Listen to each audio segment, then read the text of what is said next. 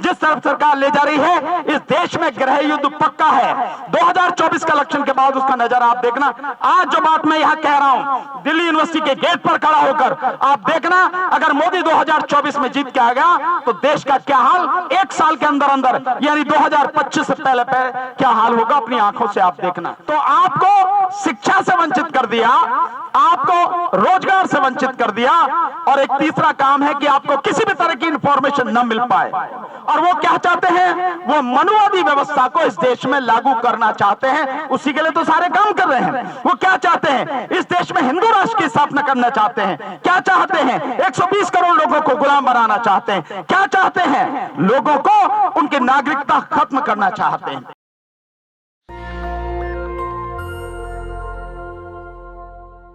साथियों, आप इस बात से सब लोग सहमत हैं कि देश आज जिन हालातों से होकर गुजर रहा है, जिन परिस्थितियों में देश खड़ा है, देश की जनता खड़ी है, वो बहुत गंभीर परिस्थितियां हैं। मेरी कैलकुलेशन है, और जिसे मैं बार बार कहता हूं, वर्तमान सरकार इस देश के 120 करोड़ लोगों को गुलाम बनाना चाहती है। और अगर आपको गुलाम बनाना है तो उसका सबसे पहला तरीका है कि आप शिक्षा पर प्रहार करो।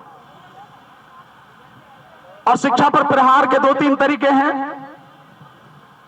कि न केवल लोगों को पढ़ने ना दो, बल्कि जो अच्छे पढ़ाने वाले हों और जो बहुजन समाज के अच्छे शिक्षक हों, प्रोफेसर हों, उनको पहले तो जॉब दो ही नहीं, और अगर कोई आ भी जाए अपनी काबिलियत के दम पर, उसे निकालकर बाहर करो।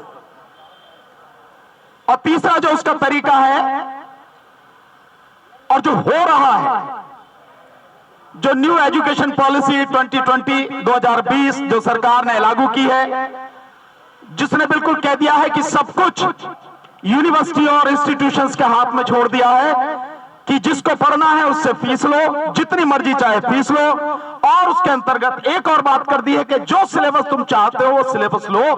तो देश में जब एक तरफ सरकार एक देश और एक टैक्स की बात करती है, तो देश में पूरी एजुकेशन एक ही क्यों नहीं होनी चाहिए, यह भी सरकार को इसका जवाब देना चाहिए। लेकिन अगर यूनिवर्सिटी और इंस्टीट्यूशंस के हाथ में आप दे दोगे, वो अपने हिसाब से सिलेबस सेट करेंगे, तो पढ़ने के लिए कितने लोग आएंगे, कौन लोग आएंगे?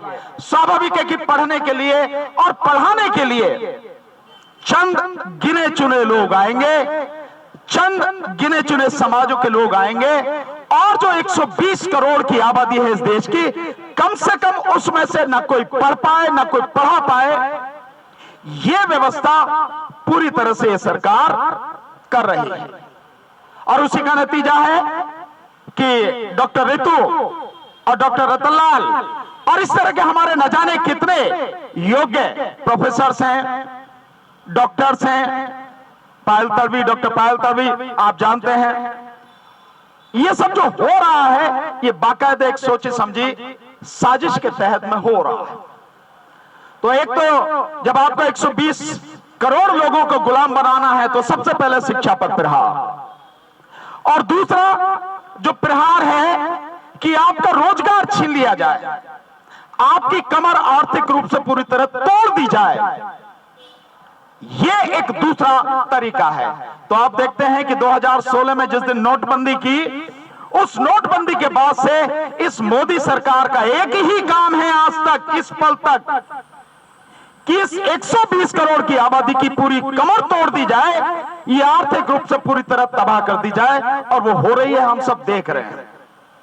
मैं एक उदाहरण आपको बताता हूं, इससे आप समझ सकते हैं कि स्थिति कितनी भयानक है। ये सरकारी आंकड़े हैं, मेरे आंकड़े नहीं हैं। और सरकार इस देश की कहती है कि इस देश में 10% लोग ऐसे हैं जिनकी मासिक आय 25,000 और उससे ऊपर है। यह सरकारी आंकड़ा है, मेरा नहीं। इसका मतलब यह है कि जो 90% आबादी है वो ऐसी है जिसकी आय 25,000 पर मंथ से कम है। एक और आंकड़ा है इसमें, और वो आंकड़ा ये है कि लगभग 80% आबादी वो है जिसकी मासिक आय 10,000 रुपए पर मंथ भी नहीं है। तो आप लोगों की कमर कैसे टूट रही है, आप इससे समझ सकते हैं। एक और आंकड़ा आया है, इससे आप समझने की कोशिश करेंगे कि सरकार जो कहती है या मोदी गला फाड़ के जो बकवास करता है, ये सारी स्थितियां उसके कहने में और जो हमारे सामने स्थिति उसमें जमीन आसमान का अंतर है। कैसे? एक आंकड़ा आया सरकारी अभी, वो आंकड़ा कहता है कि देश में 15 साल से लेके 29 साल 15 साल से लेके 29 साल की जो उम्र के बच्चे हैं, इनकी कुल आबादी है 38 करोड़। इनमें से मात्र 7 करोड़ लोगों के पास रोजगार है, 31 करोड़ लोगों के पास में कोई रोजगार नहीं है। और ये कौन है? ये कौन है 31 करोड़? ये सारे के सारे नौजवान हैं, इस देश की युवा पीढ़ी है। तो इस देश की युवा पीढ़ी को आपने बेरोजगार करके, शिक्षा से वंचित करके तबाह आप कर रहे हैं, और कहते हैं, ढोल ये पीटा जाता है कि भारत 60% यूथ है और है तो हम दुनिया पर राज करेंगे। पहले उन्हें रोजगार तो दे दो, पहले उन्हें शिक्षा तो दे दो। तो आपको शिक्षा से वंचित कर दिया, आपको रोजगार से वंचित कर दिया, और एक तीसरा काम है कि आपको किसी भी तरह की इंफॉर्मेशन न मिल पाए, किसी भी तरह की। उस सब के लिए जो एक्ट है, जो राइट टू इंफॉर्मेशन एक्ट है, आरटीआई एक्ट, उसको बेकार कर दिया। इसके अलावा मोदी सरकार की इंस्ट्रक्शन है कि गवर्नमेंट डिपार्टमेंट से किसी भी तरह की इंफॉर्मेशन कहीं भी किसी को लीक ना हो जाए। और आप इसको इस तरह से समझ सकते हैं कि जिस समय नोटबंदी की गई, फाइनेंस मिनिस्टर को पता नहीं था कि नोटबंदी हो रही है। यही तो हुआ ना, आप सब जानते हैं इस बात को। सो ऐसी कई चीजें हैं जिनके विषय में सरकार के जो मंत्री हैं, कंसर्न डिपार्टमेंट के जो लोग हैं, मिनिस्टर हैं, उनको पता नहीं होता। तो कितनी सीक्रेसी सारी बरती जाती है, आप इस बात को समझ रहे हैं। तो इंफॉर्मेशन आपको नहीं मिलेगी। एक और चीज की है कि इंफॉर्मेशन इसी तरह से नहीं, जो मीडिया है वो मीडिया को, जो जिसे मेन स्ट्रीम मीडिया आप कहते हैं, जिसको आज की तारीख में एक बड़ा बढ़िया शब्द है गोदी मीडिया, वो जो गोदी मीडिया है वो पूरी तरह से सरकार की गोदी में बैठ गया है। तो कुछ भी उस मीडिया के माध्यम से आपको नहीं पहुंचेगा। क्या पहुंचेगा? वहां से पहुंचेगा आपको जो सरकार चाहती है आपको दिखाना, आपको बताना, और इस सरकार के पास में झूठ बताने के अलावा, आपको गुमराह करने के अलावा दूसरा कोई काम है नहीं, दूसरी कोई चीज उसके पास है नहीं। तो आप जो आज देख रहे हैं, सारी मिस इन्फॉर्मेशन आप तक पहुंचाई जा रही है। और मिस इन्फॉर्मेशन भी क्या, केवल और केवल रेडियो रवांडा की तरह लोगों तक सांप्रदायिक हिंसा की बातें, हिंदू मुस्लिम, केवल यही चलता है हर मेन स्ट्रीम मीडिया के चैनल पर। यह स्थिति है सरकार की। तो आपको कुछ नहीं पता लगेगी। एक और चीज जो सरकार पिछले अभी इसी बजट में उसने अनाउंस किया था, हम लोगों को इन सारी चीजों को बहुत ध्यान से देखना चाहिए कि सरकार क्या कर रही है, क्या अनाउंस कर रही है, एक्चुअल में क्या कर रही है, इन चीजों को भी देखने की जरूरत है। तो सरकार ने अभी पीछे बजट में अनाउंस किया था, हम 200 चैनल नए खोलेंगे एजुकेशन के लिए। क्या एजुकेशन दोगे आप? 200 चैनल खोलोगे। अभी कोरोना काल में सबने देखा, मात्र 23% बच्चों, हम ये दिल्ली यूनिवर्सिटी में खड़े हैं ना इस समय, दिल्ली यूनिवर्सिटी के भी 60% से ज्यादा बच्चे ऐसे थे जिनके पास में नेट की एक्सेस ही नहीं थी, इंटरनेट की एक्सेस ही नहीं थी।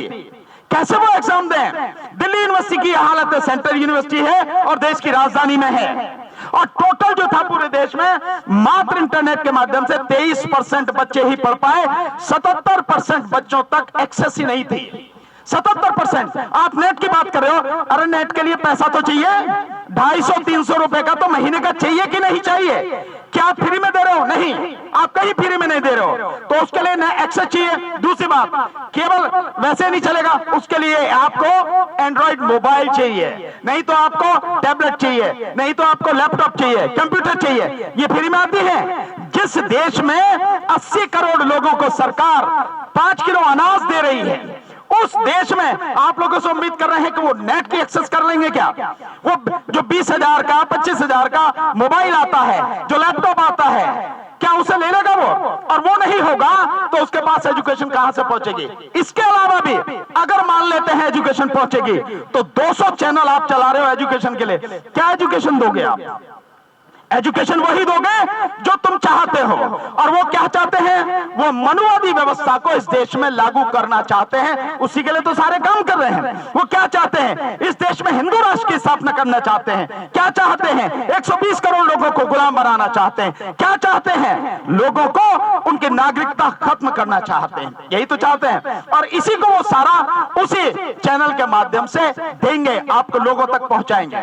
तो ये है सरकार की नीति। जैसे आज का मीडिया, गोदी मीडिया, सरकार का भोंपू बनके, सरकार का प्रवक्ता बनके जो सरकार चाहती है वो ही केवल कह रहा है, उसके अलावा कुछ नहीं कह रहा। कोई इंफॉर्मेशन आपको मिल रही है? कोई इंफॉर्मेशन आपको नहीं मिलेगी।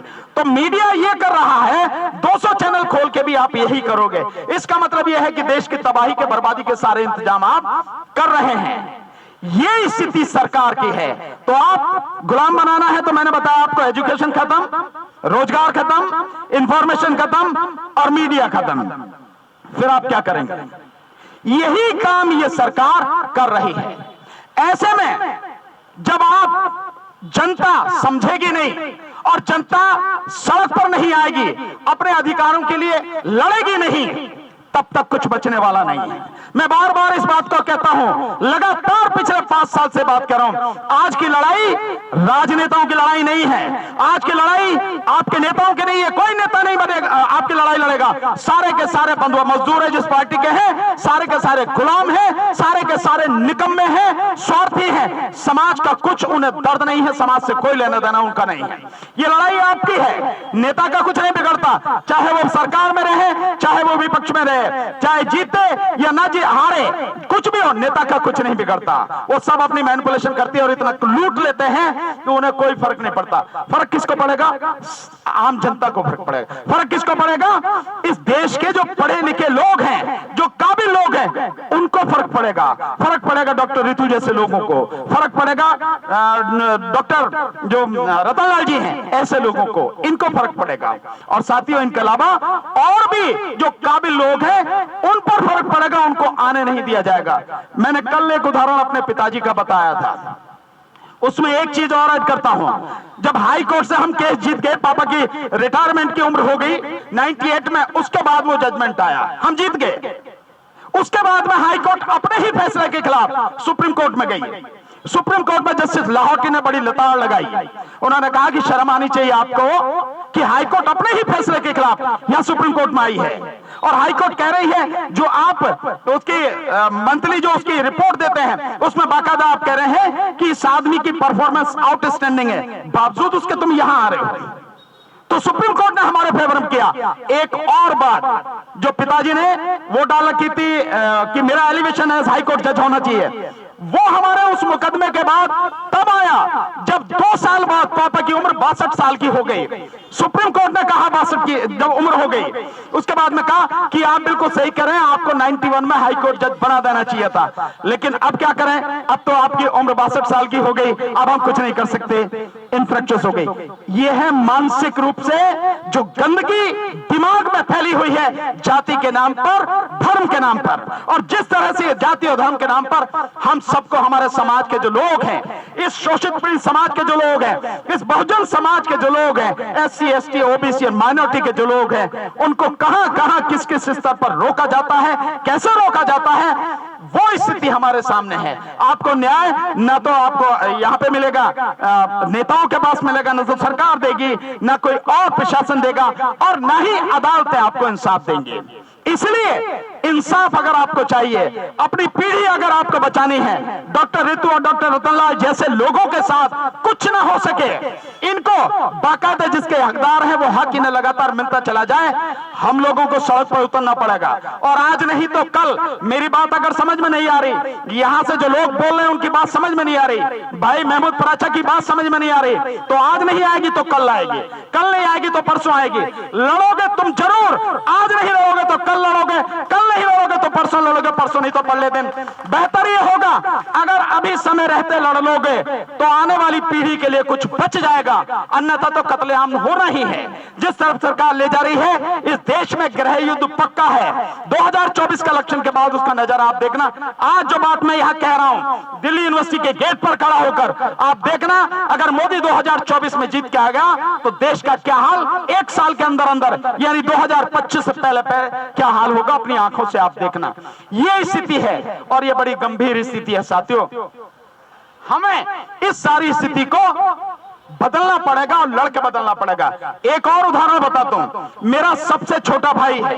देखिए बेईमानी कहां कहां होती है, डॉक्टर रितु सुने, केवल आपके साथ नहीं, बेईमानी कहां कहां होती है। मेरा सबसे छोटा भाई है, बहुत काबिल बच्चा है, उसका उत्तर प्रदेश एडीजी के लिए, एडिशनल डिस्ट्रिक्ट एंड सेशन जज के लिए उसने जो जनरल के नंबर आते हैं उनसे ज्यादा प्री में लिया, जनरल के जितने नंबर आते हैं मेंस में उससे ज्यादा लिया।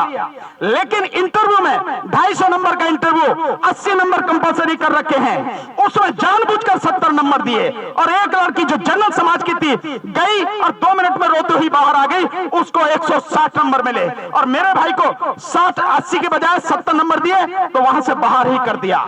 हमने लड़े, हम हाई कोर्ट तक गए, सुप्रीम कोर्ट तक गए, लेकिन हर जगह मानसिकता वही है और मेरे भाई का सिलेक्शन नहीं हुआ, जानबूझकर रोका गया। नहीं तो मेरा भाई अब से 3 साल पहले एडिशनल डिस्ट्रिक्ट एंड सेशन जज बन गया होगा। मैं आपको आप बीती बता रहा हूं, कोई कहानी नहीं सुना रहा, किसी की कही हुई बात नहीं बता रहा, मैं आप बीती इन सारे अन्यायों को, अत्याचारों को हम रोज देख रहे हैं।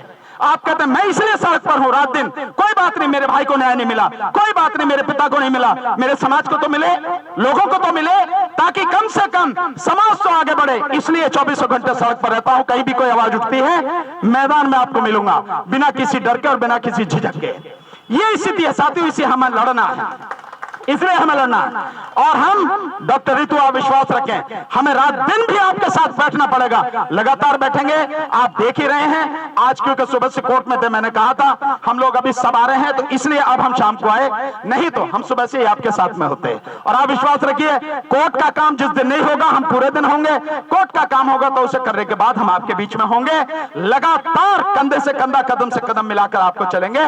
और इस बात से आप बिल्कुल बेफिक्र रहिए, अगर आपने तय कर रखा है तो निश्चित रूप से जब तक आपको न्याय नहीं मिल जाएगा, और ये जो सविता राय है जो प्रिंसिपल है दौलत राम कॉलेज के, जब तक इसको आप सस्पेंड जो लिखा है इसको हटाओ, सस्पेंड को, उसका डिसमिसल बिल्कुल टर्मिनेशन उसका जब तक नहीं होगा तब तक हम यहां से उठने वाले नहीं हैं। क्योंकि ऐसे नकारा लोग, ऐसी जातिवादी मानसिकता के लोग, इनका और यूनिवर्सिटी जैसे, एजुकेशन जैसे डिपार्टमेंट पर रहना अपने आप में देश के लिए बहुत ही दुखद है, बहुत ही गंभीर परिस्थिति है और बहुत ही शर्म की बात है।